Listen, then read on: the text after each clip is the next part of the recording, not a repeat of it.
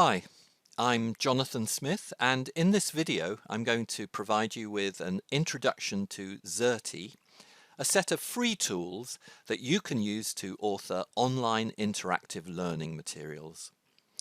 Xerte can be used in a wide range of educational and training contexts, but in this video I'm going to focus on its use in language education. Before you watch this video, it's strongly recommended that you work your way through the demonstration Xerte lesson, which you can find as a link in the video description below. If you try out this Xerte lesson beforehand, the video will be much easier to follow. Okay, so hopefully you've tried out Xerte from the learner perspective. So I'm now going to give you an overview of this video. You can jump to different sections of the video using the timestamps in the YouTube description. So I'm going to start by talking about some of the key features of Xerte to help you decide whether it's likely to meet your needs. Xerte works like a slideshow, but the slides are called pages. So I'm going to explain here the different types of pages available. And this will give you a better idea of what is possible in Xerte. I'm going to talk about the different ways that you can make Xerte lessons available to learners. And I'm using the term lessons here instead of the term learning objects, which is often commonly used in technology enhanced learning or e-learning. After that, I'm going to show you how you can create a simple Xerte lesson in 5 minutes. And I'll be looking at the authoring interface and the final Xerte lesson, the finished product. One question you're probably asking yourself is whether you have the time and resources to work with Xerte. So in this last section of the video, I'm going to try to persuade you that the answer is yes. And I'm going to give you some advice about working efficiently and sustainably in Xerte. So, what is Xerte? It's open source software, so that means it's free and no one will take it away from you or ask you to pay for using it. It's constantly being reviewed and revised with new features added, and any bugs in previous releases are sorted out. There are two main components of Xerte: Xerte Online Template, or XOT, and Bootstrap. XOT includes all the interactivity, and it's used to create tasks or sequences of input and task so that you can use it to create the kind of test, teach, test instructional pattern that you may be familiar with. Bootstrap is a way of creating a simple website, and you can embed either whole XOT lessons or pages from those lessons in a Bootstrap. So it's more like a typical website with a hierarchical structure. I'm not going to talk any more about Bootstrap in this video, but later on I will be posting another video specifically about Bootstrap. So back to XOT. Xerte is designed for authoring by teaching staff who may have no specific IT skills or knowledge, as you'll see, I hope, when I demonstrate it later in this video. Some page types are simple to use, and others are a little more complicated, but you can develop expertise in authoring with Xerte little by little as you work with it. When you are authoring, you can start with blank pages and then choose where you want to place any text or images, audio or video recordings, or any interactivity.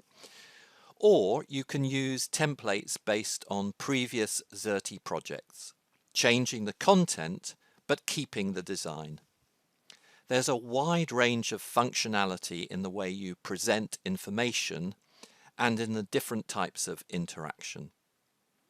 As an author, you often have a range of choices for achieving a specific pedagogic effect. In December 2022, we launched a wiki which aims to provide comprehensive documentation of all of Xerte's components and features.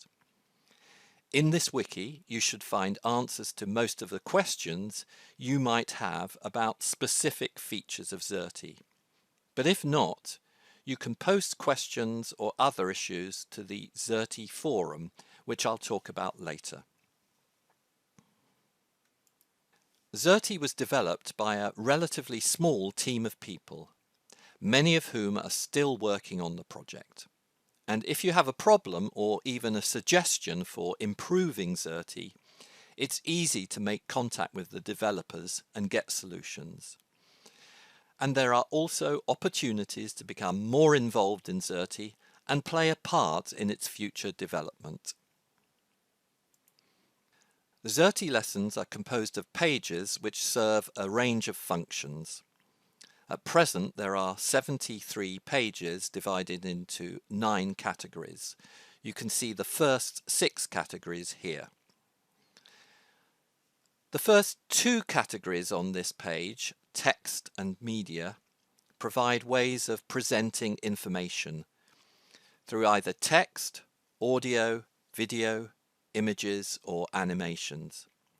In fact, you can combine these different media on almost any page in Xerte. For example, on one of the simplest pages to use, called plain text, you can add any of the other media alongside the text, almost anywhere on the page. But if you wanted to do something a little more sophisticated, for example, to sync sections of audio with sections of text, you would use a specific media page. When you looked at the demonstration Xerte lesson, you may have noticed how many pages are divided into 2 panels, one with instructions or explanations and the other with interactivity or other content. The navigator pages allow you to present static information in one panel and then dynamic information in the other. Here's an example. On this page, the information in the left-hand panel is static. It never changes. But in the right-hand panel, you can see that if I click on different tabs, the information displayed in that panel changes. Connector pages provide nodes in a Xerte lesson from which learners are taken on different pathways. And this can be done through different hotspots on an image, or through a list of links, or through different responses to a multiple choice question. Charts can be used to create simple charts and tables.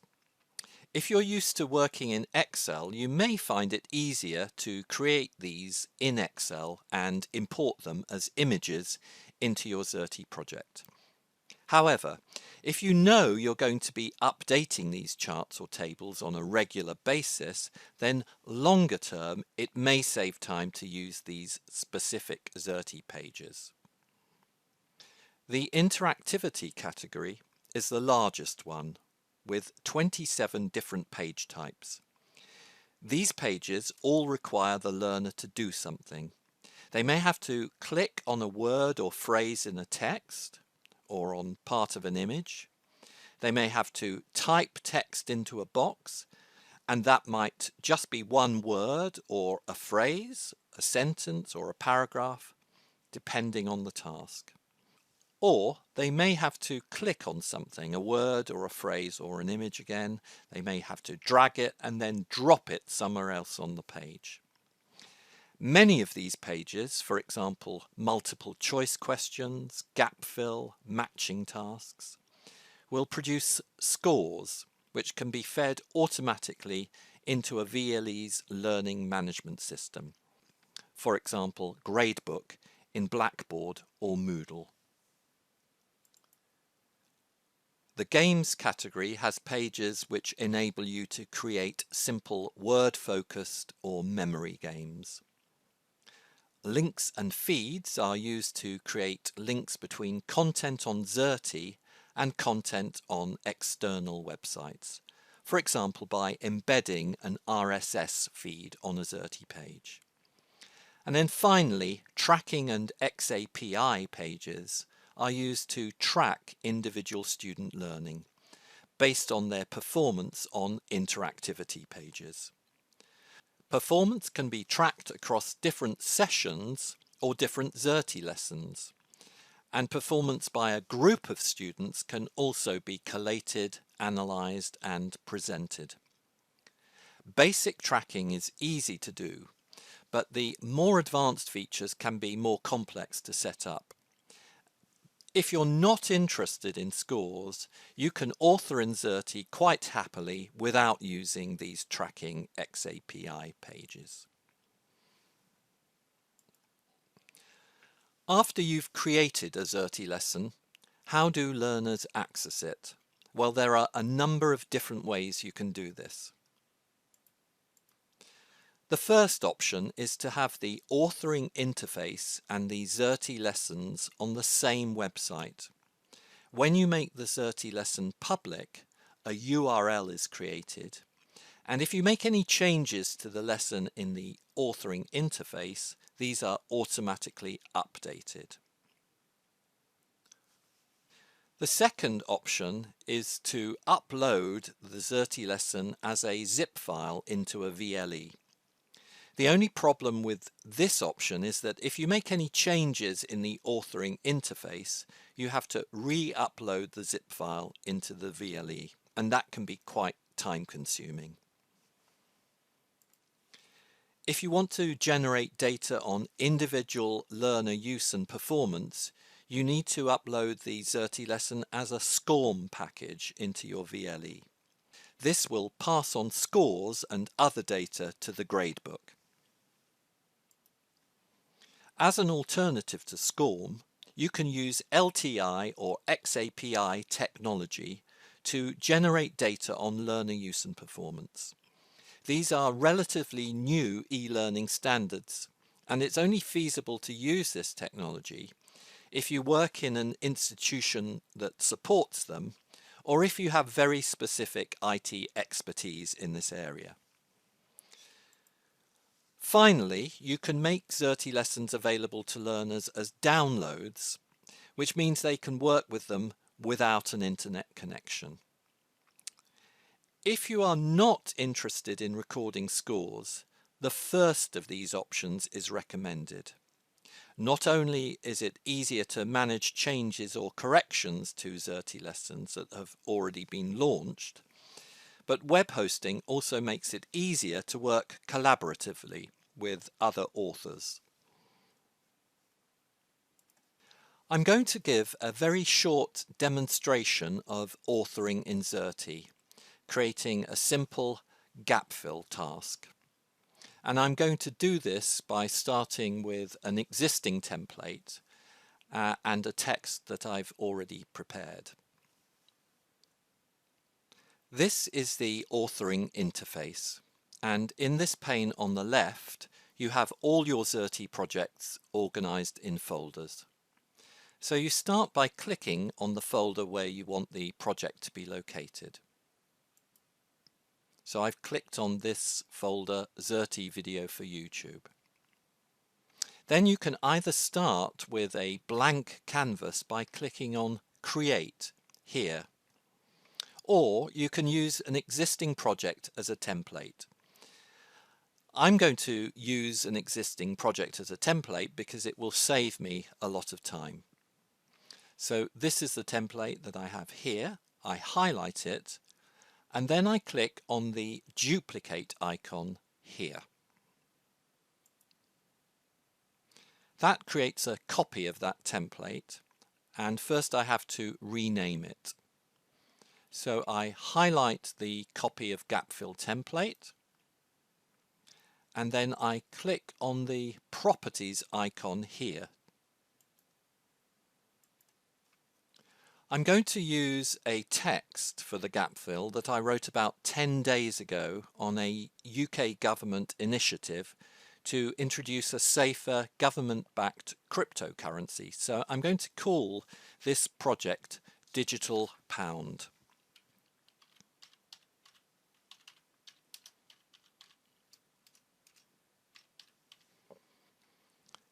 So I've typed in Digital Pound and I click on Rename.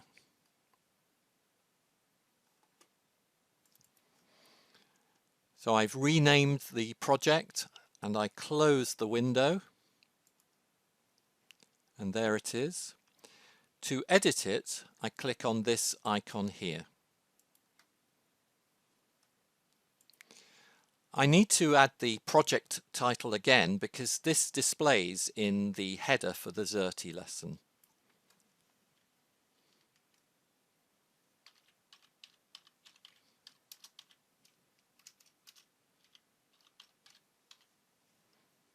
If you want, you can have different names for the project in the authoring interface and in the lesson as learners see it. So on this screen you can see the overall project settings, which I'm not going to discuss now. Instead, I go to the gap fill page here. I don't need to change the page title or the introductory text, but I could if I wanted to. Instead, I need to replace the original gap fill text with the new text. You can write the text in Word, but after that it's better to paste it into Notepad and then copy and paste it from Notepad into this window.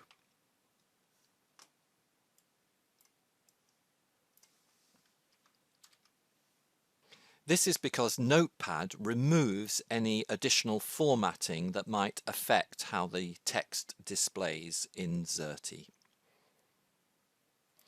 I have the source for the text here, and I'm going to change the font size for this.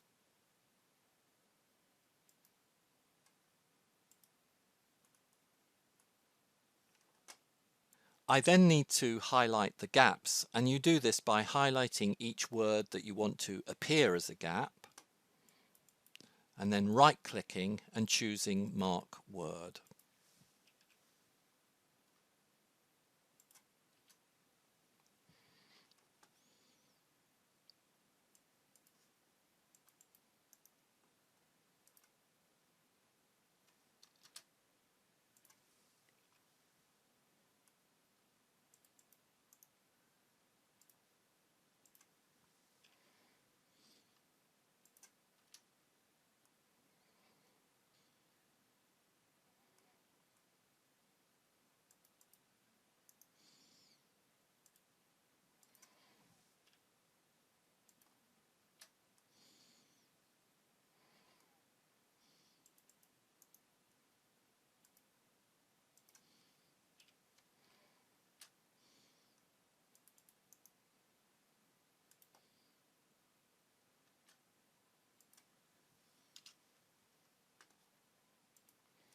So here I've chosen 6 words which are going to be replaced with gaps in the task.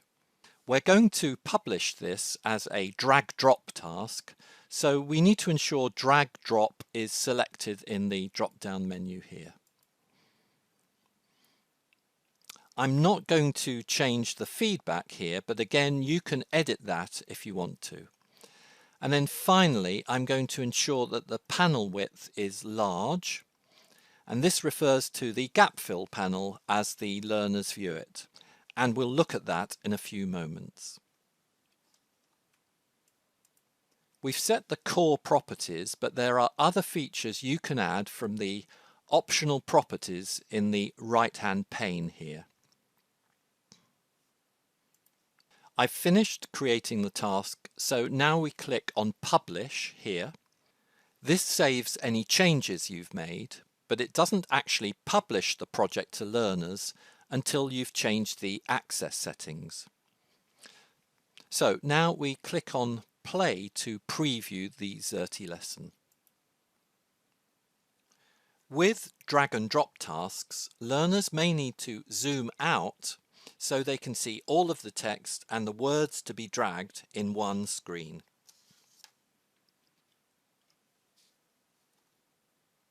When everything can be seen, you can drag the words into the gaps. In this configuration, correctly dragged words turn green and a tick is displayed. And if it's wrong, the word bounces back.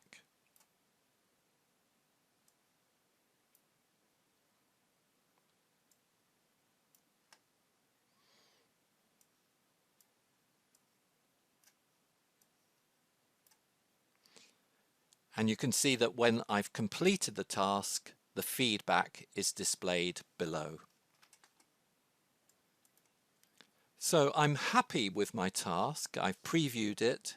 Now I'm going to actually make this one-page task available to students. So I close the preview, click on Publish again for safety's sake, and then I close this window. So we return to the top level of the authoring interface. I select the Properties icon again, and then I click on the Access tab, which is the third tab in the column on the left-hand side of the screen. There are various options to control access to this Xerte lesson, but I'm going to click on Public here, which means that the project will be visible to anyone on the internet. I then click on Change Access at the bottom of this window. I can close the window.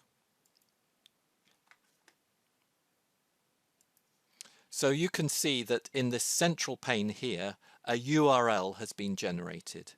You can put this as a link in an email or into a VLE. If you want the Xerte lesson to display within the VLE, you can copy the embed code below and paste it into the right place in your VLE. However, I always prefer links which open in a new window in the browser to maximize the Xerte window size. So that is how you create a simple gap fill task in 5 minutes. If you want to change the interactivity, for example, if you want the learners to type the words into the spaces, you can just go back in and change the settings, and you can do this in just a couple of clicks. As I've shown, creating a gap fill task is very easy, and here are some other interactivity pages which are just as easy to set up. So the first here is stimulating question. That enables you to pose a question which learners have to reflect on, and then when they click on a button, some text, and that could be a model answer, is displayed. Button sequence does the same thing as stimulating question, except you can have several buttons, each of which is revealed when the previous one has been clicked on. Model answer also does something similar to stimulating question, except that the learner has a text entry box into which they can type a response. So after they've typed their response, they click on a button and that might reveal a model answer which they can compare with their own response. Multiple choice question is used to create a single multiple choice question, and quiz is used to create more than one multiple choice question on the same page. You can add audio or video to create a listening task, or a written text to create a reading task. The categories page type presents 2 or more columns, and learners have to drag words or phrases into the correct column. Matching texts requires learners to match items, for example, words and their definitions for vocabulary learning, or beginnings and ends of sentences for grammar work or meaning-focused tasks. And then finally, modify exercise presents learners with a text which they can edit and then compare with the model answer that's revealed after they click on a button. So these are just a few of the 27 interactivity page types. There are many more that are perhaps a little more complex to author in. In the final part of this video, I'm going to talk about taking a sustainable approach to working with Xerte. In my view, Xerte is not a tool that you can dabble with from time to time.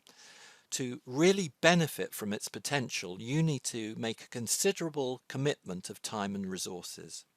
However, there are ways to save time, and working collaboratively also helps you to share the workload. So first, I'm going to talk about setting up an installation where you have the authoring interface, an administrative interface, and where the output, the Xerte lessons, can be located. If you're working alone, you can download it and install it on your own device. This is fine if you plan to work in isolation and upload Xerte lessons into a VLE or website. But if you plan to collaborate, then it's better to either set it up on a hosted website, or if you work in an institution, persuade your IT and e-learning specialists to set it up and support it. As I've said before, a further advantage of these last two options is that any changes to Xerte lessons that you make in the authoring interface are automatically updated in the lessons. So now let's look at how you learn to author. The first point is that you can learn to create a simple Xerte lesson fairly quickly, perhaps with a few text pages and a few of those simple interactivity pages that I described earlier in this video. One of the great things about Xerte is that you can learn to author in new page types little by little, so that as you develop as an author, Xerte allows you to do more and more things. There are plenty of online user guides available, and in the YouTube description below this video, there are links to two of the most useful sources of support. The ISLI website has PDF guides that you can download and print out, and the Xerte Wiki is a comprehensive, searchable website which explains the features of all the page types in Xerte. It also flags up issues that you need to consider when authoring and provides advice on achieving specific pedagogic effects. If the guides or the wiki don't provide you with answers to your questions, another source of support is the Xerte forum. And I've given a link to the forum in the description below. Here you can post questions about specific issues you're having with any aspect of Xerte. You can expect to get a response within 2 or 3 days, and as you develop expertise, you may be able to answer other people's questions. Collaborating with other authors, whether within the program, department or institution you're working in, or with peers in other institutions, makes a lot of sense. Xerte has a number of features which make collaborative work easy. I'll talk you through these in another video which I'll post on this YouTube channel later in summer 2023. One suggestion is to agree a formal collaborative Xerte project with peers in other institutions working on similar programs or modules as you. This really helps to share the workload. As I've shown, working with a template really helps you to save time. And in Xerte, you can make copies of whole projects or pages or questions and answers together with settings and feedback. and then you can recombine, restructure and edit these copies as you like. Again, there'll be a short video on this in this channel sometime later in summer 2023. Two last bits of advice. Firstly, even if you follow my advice, it will take time before you've really got Xerte working the way you want.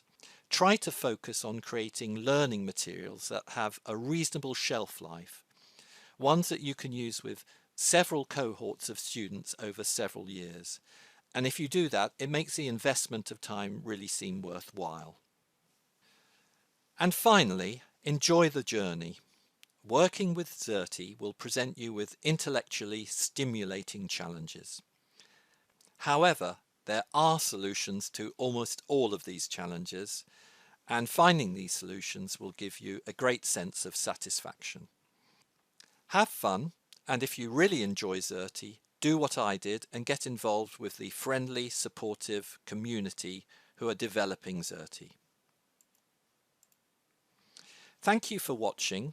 Do add any comments or questions on this YouTube page. I'll be checking the comments every few days and I'll respond where appropriate. I'll also be posting a video on Xerte every week for the next few months. Subscribe to the Xerte for Language Learning channel to find these easily.